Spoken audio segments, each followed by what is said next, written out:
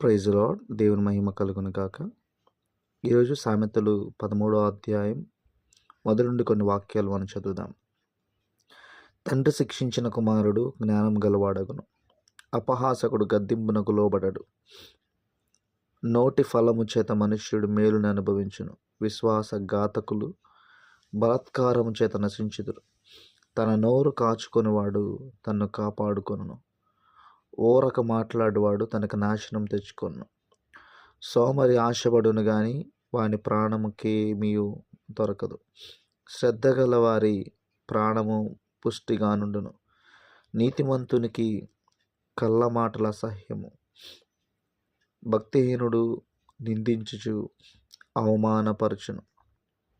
యథార్థవంతునికి నీతియే రక్షకము. భక్తిహీనత పాపులను చెరిపివేయును.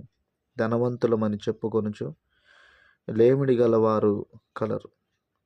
దరిద్రులమని చెప్పుకొనుచు బహుధనము గలవారు కలరు.